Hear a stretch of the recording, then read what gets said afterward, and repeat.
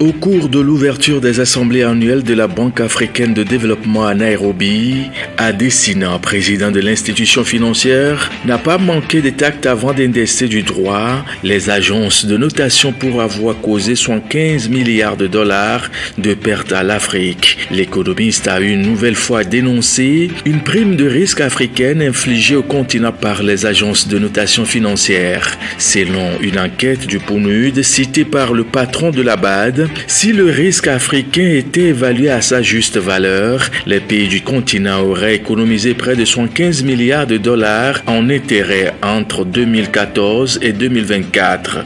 Une somme faramineuse qui illustre l'injustice des notations attribuées par les trois grandes agences mondiales, Moody's, Fitch et S&P. Face à ces biais régulièrement pointés du doigt, les dirigeants africains appellent désormais à la création d'une agence de notation panafricaine.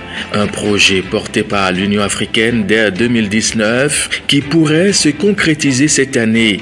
L'objectif ne serait pas de remplacer les Big Three, mais de compléter leur analyse par une expertise locale de terrain.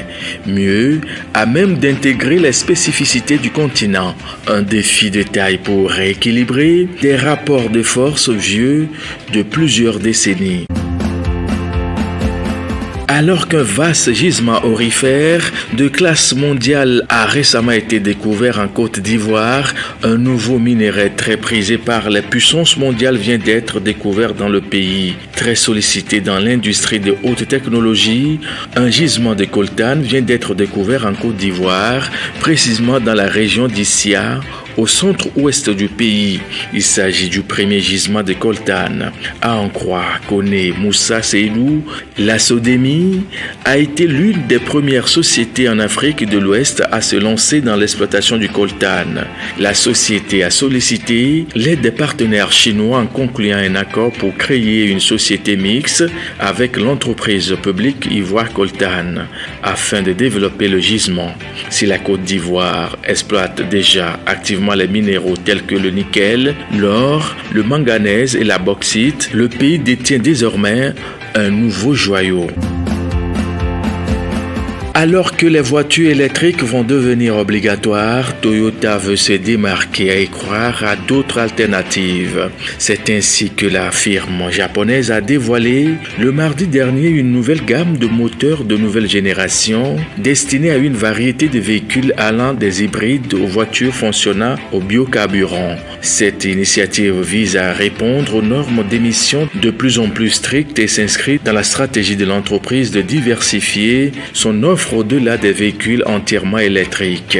Lors d'un événement médiatique organisé conjointement avec Subaru et Mazda, Toyota, le plus grand constructeur automobile mondial en termes de volume, a présenté des moteurs de 1,5 litres et 2 litres actuellement en développement. Ces nouveaux moteurs se distinguent par leur capacité à fonctionner avec plusieurs types de carburants différents, dont les biocarburants. En outre, les trois constructeurs envisagent de collaborer davantage pour développer ces nouvelles technologies sans trop en dire pour le moment. Cette initiative s'inscrit dans une stratégie plus large de Toyota qui vise à offrir une gamme diversifiée de solutions de transport. Alors que la demande pour les véhicules électriques continue de croître, Toyota reconnaît que la transition complète vers cette motorisation prendra du temps et que d'ici là, il est essentiel de continuer à améliorer l'efficacité des moteurs à combustion interne.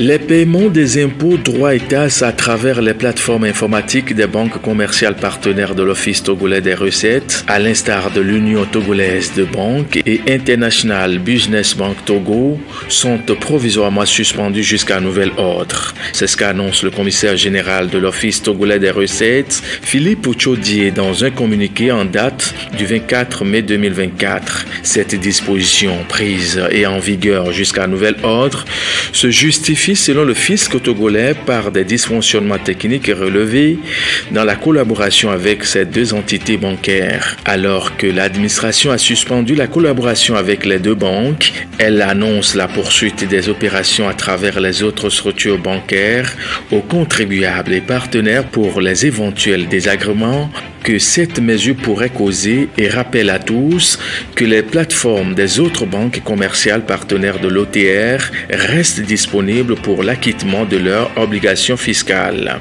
indique le communiqué. Il faut noter par la même occasion que les contribuables et partenaires seront tenus informés une fois qu'une solution définitive sera trouvée à ce problème.